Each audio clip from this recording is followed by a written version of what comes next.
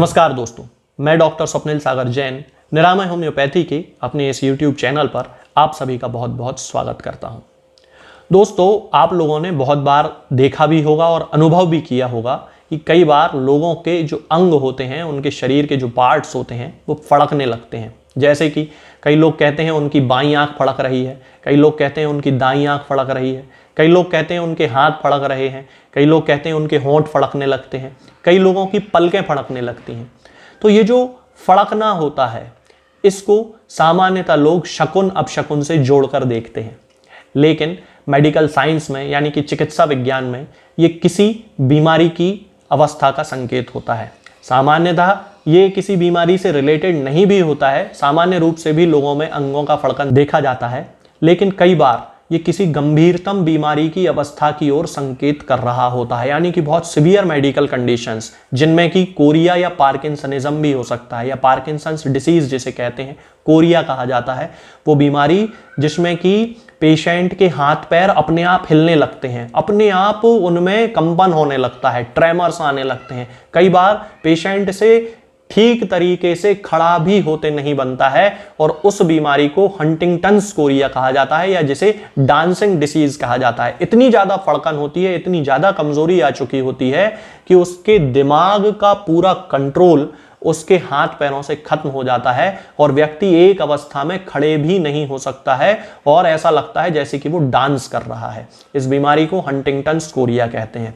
अब पार्किंसनिज्म की यदि हम बात करते हैं, तो पार्किंसनिज्म वो बीमारी होती है जिसमें कि पेशेंट के जो हाथ पैर होते हैं वो हिलते रहते हैं। आप लोगों ने देखा होगा, कई लोगों का हाथ ऐसे हिलता रहता है, कई लोगों की गर्दन ऐसे ऐसे हिलती रहती है। ये पार्किंसन डिसीज के लक्षण होते हैं।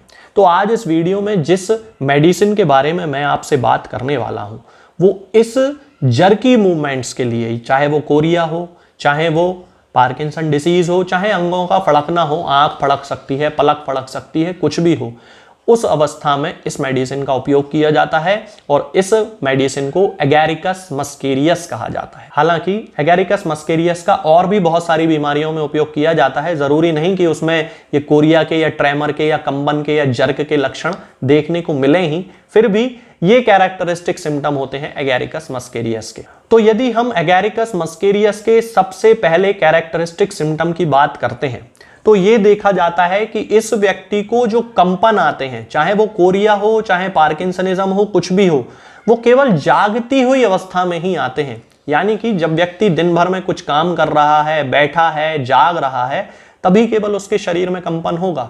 जैसे ही वो सो जाता है, उसके कंपन अपने आप ठीक हो जाते हैं। पार्किंसनिज्म में भी ये देखा जाता है और कोरिया में भी ये देखा जाता है कि सोते ही कंपन बंद हो जाते हैं और उठते ही कंपन शुरू हो जाते हैं। तो ये एगैरिकस मस्केरियस का पहला कैरेक्टरिस्टिक सिम्टम होता है कि उसकी जो मांसपेशियों में होने वाले जो जर्क हैं, वो सोते ही बंद हो जाते हैं और उठते ही शुरू हो जाते हैं। इसके अलावा दोस्तों, आप में से बहुत सारे लोगों ने यह अनुभव किया होगा कि कई बार उन्हें ऐसी फीलिंग होती है जैसे उनके शरीर के किसी अंग में चींटियां चल रही हो, बहुत सारी चींटियां चल रही हो, ठंडक अनुभव होती है। मेडिकल साइंस में इस बीमारी को फॉर्मिकेशन कहा जाता है, यानी कि ऐसा लगना जैसे उसके शरीर में, उस व्यक्ति के शरीर में बहुत सारी चींटियां एक साथ चल रही हों, बहुत सारी चींटियां एक साथ काट रही हों। इस कंडीशन में एगैरिकस मस्केरियस बहुत ही ज्यादा उपयोगी मेडिसिन है। अब व्यक्ति को बीमारी कोई भी हो, यदि उसे फॉर्मिकेशन का लक्षण है, यानी कि उसे ऐसा लग रहा है कि उस व्यक्ति के, मान लीजिए हाथ में ऐसा लग रहा है कि हाथ में इधर बहुत सारी चींटियां एक साथ चल रही हैं और एकदम ठंडक का एहसास हो रहा है, तो उसके शरीर में चींटियां नहीं चल रही हैं, उसके नर्वस सिस्टम की कमजोरी के कारण ये लक्षण देखने में आ रहा है कि उसके पूरे शरीर में चींटियों का अनुभव है। अब ये जो चींटियों का अनुभव है, ये एगैरिकस में भी देखा जाता है और आर्सेनिकम में भी देखा जाता है। दोनों में एक अंतर है कि एगैरिकस में व्यक्ति को यह लगेगा कि उस समय जब उसके शरीर में चींटियों के चलने का एहसास है, तो एकदम ठंडक की अनुभूति उसे होगी, ठंडक का अनुभव उसे होगा, और आर्सेनिकम में उसे गर्माहट का एहसास होगा, गर्माहट की अनुभूति होगी, गर्माहट का अनुभव होगा। तो ये दोनों के बीच में कैरेक्टरिस्टिक सिम्टम होता है कि एगैरिकस देना है तो ठंडक होगी चींटियों के चलने के जैसी, और आर्सेनिकम देना है तो गर्माहट होगी चींटियों के चलने के जैसी। फॉर्मिकेशन के लिए एगैरिकस मस्केरियस एक कैरेक्टरिस्टिक मेडिसिन होती है। इसके अलावा वे लोग जिन्हें की बहुत ही ज़्यादा हस्तमैथुन करने की आदत है, मैस्टरबेशन करने की आदत है, या फिर वे बूढ़े लोग जिन्होंने अपने पूरे जीवन में बहुत ही ज़्यादा मैथुन किया है, यानी कि सेक्स बहुत ज़्यादा किया है, इंटरकोर्स बहुत ज़्यादा किया है, उन लोगों के लिए भी एगैरिकस मस्केरियस बहुत ही कैरेक्टरिस्टिक मेडिसिन होती है। इसके लक्षण क्या होंगे? जैसे कि लाइकोपोडियम में होते हैं। कौन कौन से? कि वे व्यक्ति एकदम से अपनी युवा अवस्था में भी बहुत ज़्यादा बूढ़े दिखाई देने लगते हैं। उनके शरीर में उनकी जो मांसपेशियां होती हैं वो बहुत ज़्यादा कमज़ोर हो गई होती हैं, चेहरे पर झुर्रियां पड़ गई होती हैं, समय से पहले बुढ़ापा आ चुका होता है, बाल पक चुके होते हैं, सफ़ेद हो चुके होते हैं, बाल झड़ने लगते हैं। ऐसे बहुत सारे लोग होते हैं, ऐसे बहुत सारे पेशेंट मेरे पास आते हैं जो मुझे बताते हैं कि उन्होंने बहुत ज़्यादा सेक्सुअल इंडल्जेंस किया है, सेक्सुअल अब्यूज़ किया है, और उसके बाद उनका शरीर पूरी तरह निस्तेज हो गया, उनके शरीर से रौनक खत्म हो गई, उनका चेहरा बूढ़ों जैसा दिखने लगा, उनके चेहरे पे झुर्रियां पड़ गईं, उनके बाल समय से पहले सफ़ेद हो गए।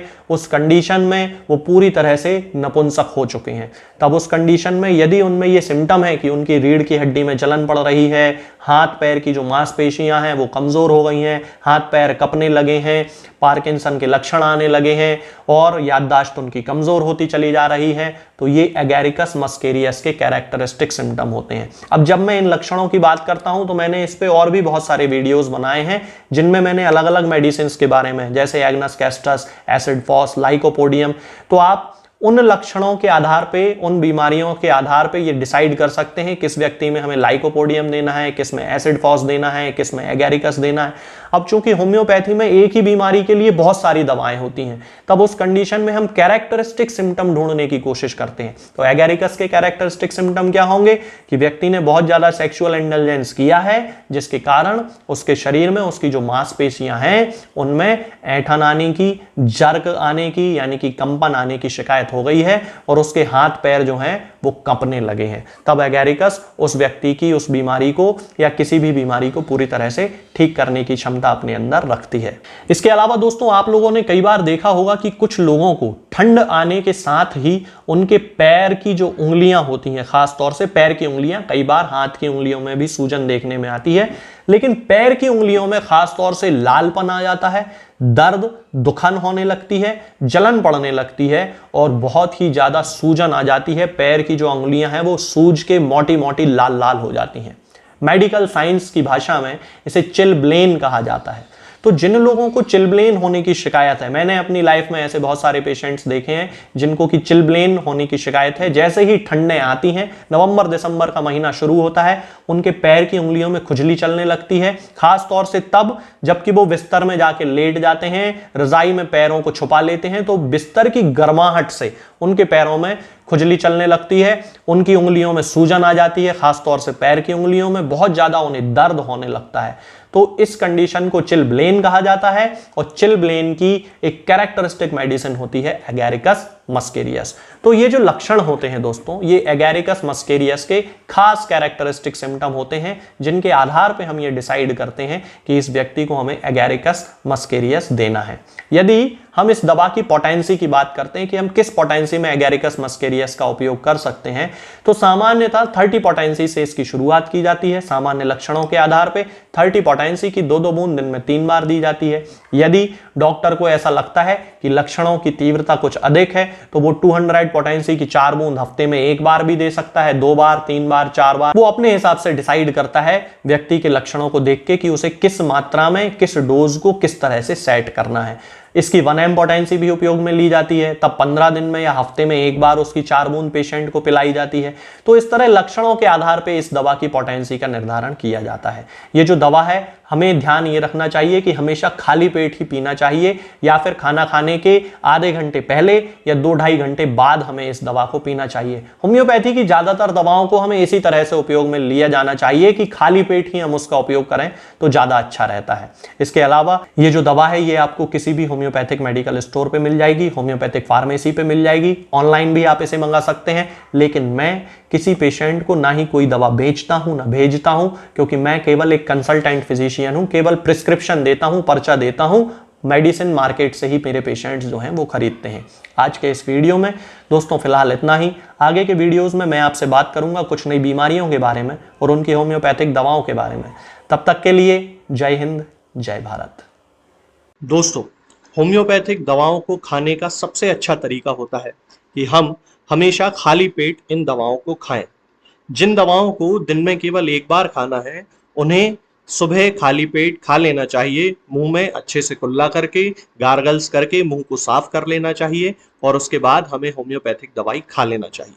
जिन दवाओं को दिन में 2 बार या 3 बार या 4 बार खाना होता है, उन दवाओं को खाली पेट खाने का मतलब होता है कि हम उन दवाओं को खाने के लगभग आधे घंटे पहले या फिर 2 से ढाई घंटे बाद ही खाएं।